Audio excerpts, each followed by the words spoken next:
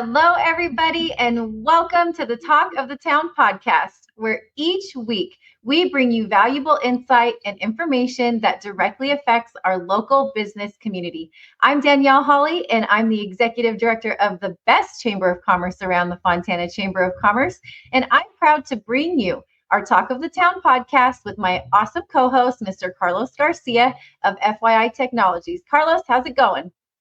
It's going fantastic. Living the dream, right? Living the dream. We always say we are living the dream.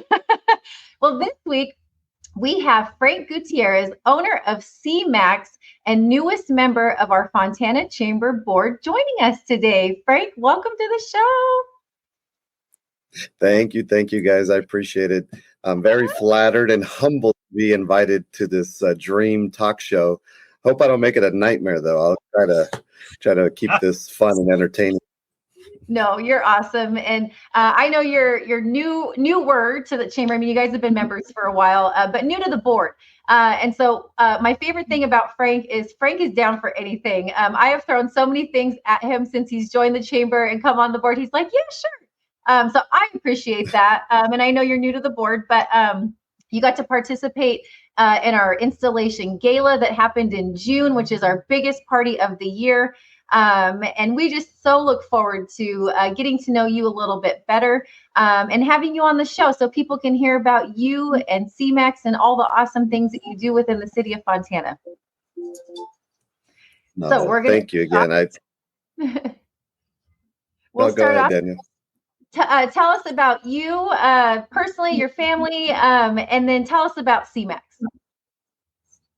So I myself, Frank Gutierrez, I am a neighbor of Fontana forever. Basically since, actually, I take that back. I lived in Fontana as a little, I think when I was in first grade or kindergarten, I moved to Fontana. So that was like in 1990, 91 or something. I actually went to North Tamron Elementary. So that's, I have some roots in Fontana. Yeah.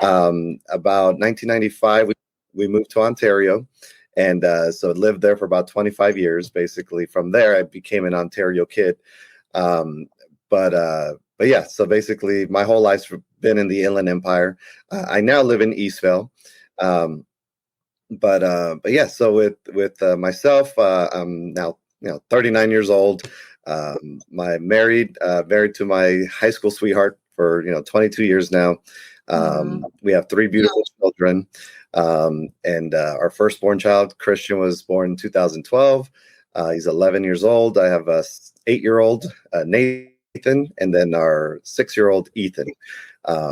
And so CMAX actually came when Christian was born, hence the name CMAX, which is Christian Max. And the only problem with that, I had 2 children after, so now I have to create 2 more companies to please them. There you go. But so either way, we're a Ontario company, but we've done a ton of work in the city of Fontana. We are a street sweeping company. We also do trash sanitation. We do a bunch of other services in that industry with both the city of Fontana, Ontario, really all over the Inland Empire. That's awesome. So it's safe to say that you are cleaning up each town, right? A town at a time. So for sure. It's funny real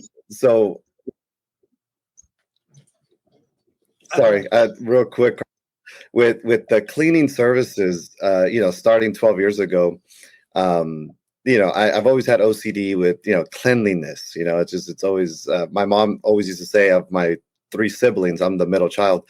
I'm the only one that used to clean my room. I'm the only one that would actually have an organized section of the house and all that. And now that's what I do is clean. And so when I go into parking lots, my OCD is flaring when I see a trash can overfilled, when I see, debris in the corners. When I'm with my family, I'm always telling them, oh, I used to power wash the center. I used to sweep. And they're like, we get it. You've cleaned every property in the Inland Empire. So I do definitely take pride in cleaning. That's for sure.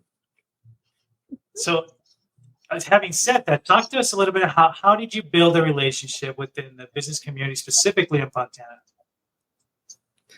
So Fontana, it's obviously, such a centralized location in the Inland Empire where we just cross so much paths and really from residential services and trash can cleaning. And now with the sweeping itself, we basically have swept every parking lot in that city from, I think of right along the 10 freeway down to the 60. We've done all the Stater Brothers. We've done a couple of the Walmart, or not the Walmart, the big super center there. I forgot if it was, I think it was a Target right there by Slover, I think it was. And so like we started with a lot of those big shopping centers, like the big box retailers. And so from actually one of the first properties that we got to power wash in Fontana is the Corky's restaurant next to the 7-Eleven. Yep. And the funny story about that little parking lot, to this day, we still service it. It was literally one of my first properties. And I remember when I was bidding that job, the property manager asked me to give her a price. I had no clue how to price it. I literally didn't sleep for 3 days to give her a whopping number of $75 a month to power wash. And guys, to this day, we still just charge $75. I haven't even changed it just because it was a mental moment for me. Like I had no clue what I was doing, and it was one of our first power washing jobs that we did. That's the 7-Eleven, so the one right next to Corky's. So that's how far back we go. That's with awesome, Fontana. That's funny. Yep. I love that. I love that you can look back and reflect on where you started and where you're at now. Now you're on our board of directors at the Fontana Chamber of Commerce. Who would have thought? I know. No kidding. Well, you guys have been great partners even before you came on the board. We appreciate CMAX. Your team is so friendly and helpful, and we're just so excited to see you keeping our city clean. We appreciate that. We want clean streets and parking lots, and we don't want smelly trash bins. And so someone's got to do it. And I love your, you could tell from an early age, you pursued who you were. You were the OCD, got to have it clean type of person. And look at you, you're helping to keep our city clean. So I love that. I want to talk for a minute about some maybe trends or issues that you're seeing in your industry that are directly impacting our business community. Issues and trends. Really, I think the only kind of issue trend that maybe I don't know if I'm going in the right direction with this combo here, but just like the whole energy change and movement, right? Everyone wants to go into electric vehicles, EV and all that. And eventually we're going to have to change our fleet over to electrical. My concern with that is just the cost, and with inflation being as high as it is, I'm always I'm always thinking about just overall expenses and how this impacts, really, it can get down to the homeowner in the sense that, right now we buy our trucks, they're brand new. They're going anywhere between $300,000 to $400,000, depending on the build. We use clean natural gas. So, we're being environmentally cautious, but now they're forcing this whole, EV movement. And I was just at a trade show probably not even 6 months ago, and they introduced a new all-electric sweeper. Beautiful, monster-looking rig, but was not pretty was the price tag. It was $800,000. And all I can think of is, if I spend $800,000 to buy a truck, the bill is going to get passed, and I'm only thinking of the ripple effect down the line. How is this going to impact the community negatively, right? And so I just hope that maybe now being a little more involved with, this is again an honor for me to be involved with the chamber here, and I get to learn kind of a little bit more of the politics and understand like how decisions are made at the upper level, and how maybe I could put some input in. Hey guys, are we considering all factors here, like in expenses and what really can end up changing the bottom dollar for the end payer, which is our taxpayers in our community. Mm-hmm.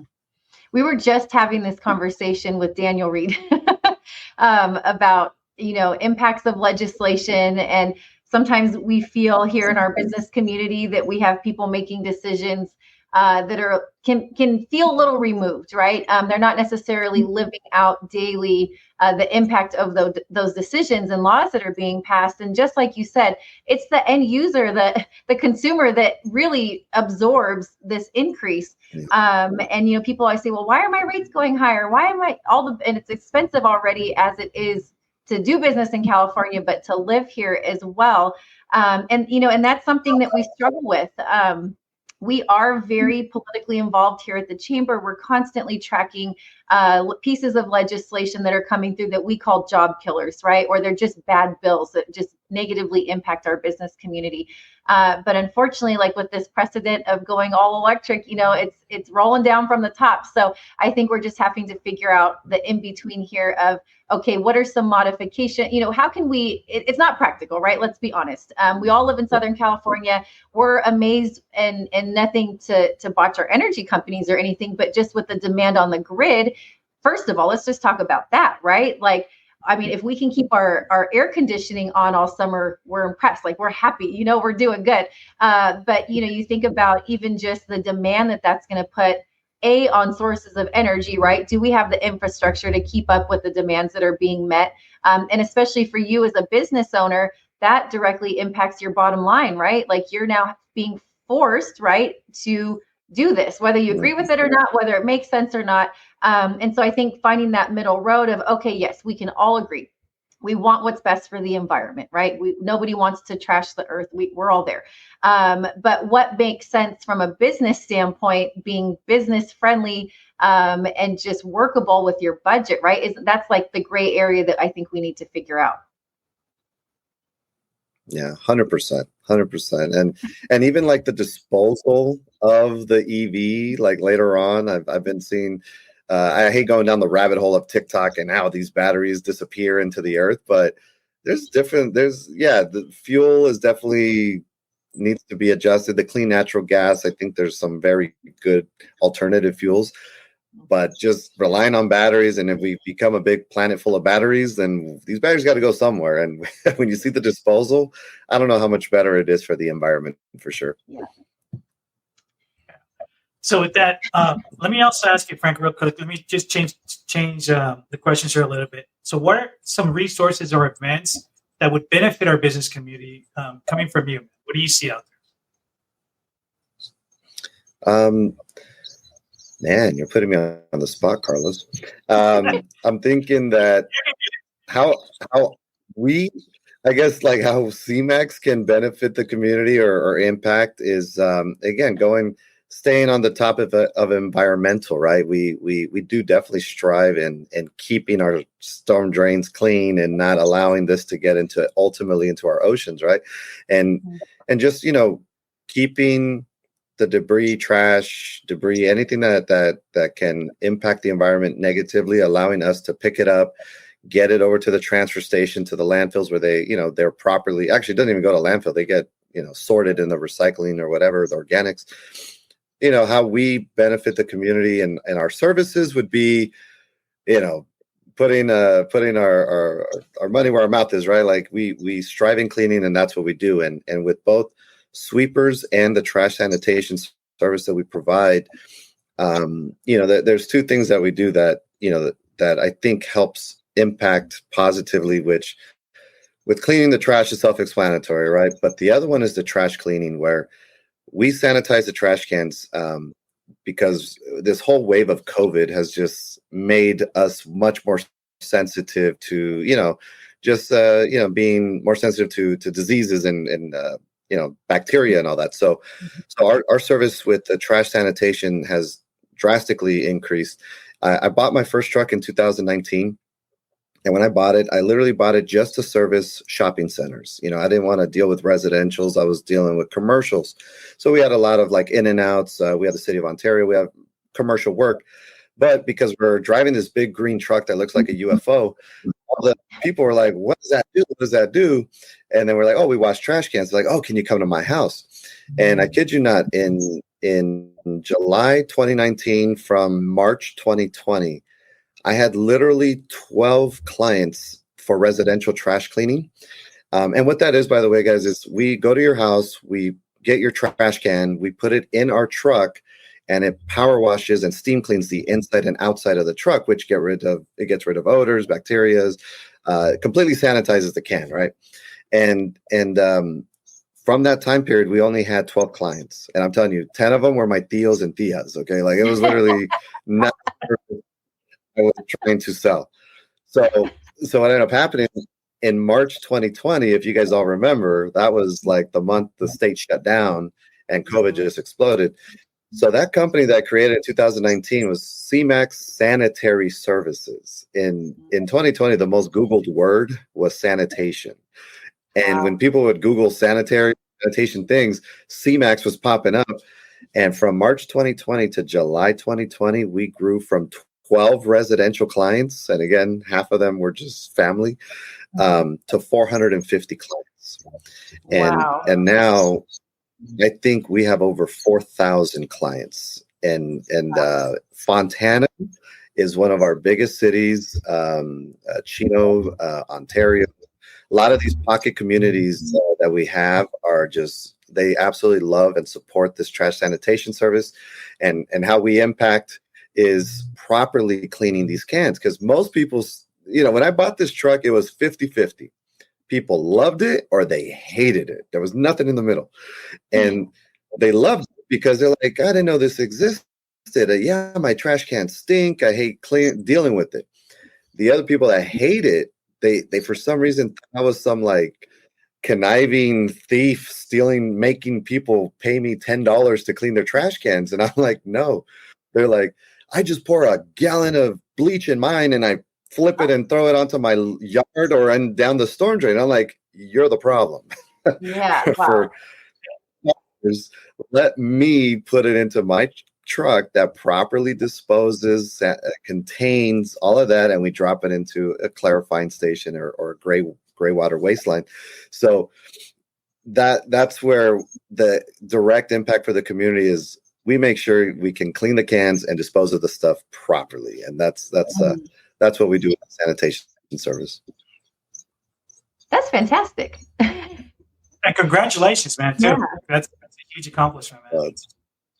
Thank you. So so CMAX is the parent company, right? And then you've got your sanitation underneath. Can you just break down your structure real quick? Yeah. So in reality, I kind of had it like that, where it was CMAX Commercial got all the work, and then Sanitary just kind of got some from behind. But in reality, our sanitary company is its own entity. So it's CMAX Commercial Maintenance, and then you got CMAX Sanitary. And basically, CMAX Sanitary is what deals with water, basically power washing, anything with trash cans. We've actually been hired by Waste Management to literally sort all their carts, and we do all kinds of basically they'll send us to landfills and they'll have us refurbish 70,000 carts, and literally we'll basically, instead of them having to buy new carts that cost them $60-$70, we're refurbishing them and it saves them, more than 50 to 80% on that. So literally we've just become the go-to guys for trash carts, whether it's delivery, repairs, replacement, washing, anything that has to do with trash cans. That's what CMAX Sanitary does. CMAX Commercial is doing the street sweeping, the porter service, janitorial, anything along those lines, in cleaning parks, cleaning HOAs, obviously now the municipal sweeping. And so I just kind of separated the two to basically have each one have like their expertise in both companies. I love that you found the void in the market, and it kind of just naturally found you too with COVID and everything. So it's fantastic. And we were just so happy. And I know, with Vertec being here in Fontana as well, and I know they're great friends and partners. And Mike also serves on the board. We're like CMAX, and you guys are like, who's CMAX? What do they do? But it's been really interesting to think about this, right? Because I'm the same. Like, well, how do you clean your trash can? I just don't think I really ever thought about it. Hose it off in the driveway or whatever. But that's great. Like you said, being responsible. You saw the need, the void there. and you're filling it, but you're doing it in a responsible way. And so I think, people appreciate that. And, nobody wants dirty streets and stinky trash cans. So we are thankful for you and the services that you provide. Well, we are going to wrap up. Frank, I am so thankful that you came on the podcast. I know that being a new board member, part of my vision is to get people to know our board. I think sometimes they think it's this mysterious group of men and women that are leading the charge here at the chamber, but that's not the case. You guys are hardworking business owners, leaders within the community, and I know you're so busy, but just taking the time out to sit with our listeners, to educate them on what you do and your passion, but really just serving our great city of Fontana and our business community. So thank you. Thanks for being up for the task of popping on the podcast, even though you're fairly new to our community. No, I appreciate it. And the funniest thing, I'll share one last thing. I don't know how much time we got here, but I know with the partnership with BirdTech has just been honestly just a match made in heaven, at least on my side. I hope they feel the same. But literally the funniest story was we were sweeping parking lots, industrial, and all these things. I wasn't really involved with municipalities, but back in end of 2022, we have the contract with Pasadena. We've been sweeping the Pasadena downtown district for probably 5 years now. And at the end of every year, we always sweep the Rose Parade. That's a big deal, but I've never really thought of it as that. It's another job for us, right? But one year we decided to record the whole thing. We recorded from beginning to end, the background. So we made this little video. And by the way, my wife hates social media. She absolutely detests it. And so she says I'm a 9-year-old girl posting on TikTok, and which is and so I made this Rose Parade event on TikTok, and it was a really cool little video. And it kind of went locally viral with all this love of they couldn't believe that CMAX is sweeping the Rose. But what ended up happening, I ended up getting a call from BirdTech, and we had a nice little meeting, and we talked about all the services I provide because they're looking for a new street sweeper. Mm-hmm. And after this 2-hour meeting, I just tell the guy, I'm all, hey, how'd you guys hear about CMAX? They're like, oh, we seen your TikTok. And I was like, oh my gosh, I need to record that and show my wife that it matters that I post on TikTok. Yep. But from there, the partnership began with BirdTech, and thank God these guys have just been such a blessing for us that now we're in Fontana and all the surrounding cities. And again, I can't ever thank them enough for the opportunity. That's really cool. I'll check out this video now. Well, check out my TikTok. Yep, I'll check out your TikTok like a 9-year-old girl. No shame. No, but we appreciate you, Frank. And like I said, I know you're a little newer around here, but just a breath of fresh air. We love what you do. Shout out to Mike from BirdTech for we always have our eyes on some future people like, oh, who could come on the board, and you've just been such a great fit so far. And we're so excited to just see you thrive and prosper here in the city of Fontana. And we wish you all the success. I know if you're partnered with BirdTech, you're going to be just fine. And they're getting contracts all the time, so I'm sure they're going to take you along with them. But just here, we appreciate you keeping our streets clean and just keeping the city of Fontana just the beautiful place that it is. So thank you so much. Thank you for your time today to come on our Talk of the Town podcast. And for those of you that are listening, don't forget, we drop a new episode every Tuesday at 10 a.m. We are on all major streaming platforms as well as YouTube. So you can listen to us, you can watch us. Sometimes, I don't know, if we're more entertaining to watch, I don't know.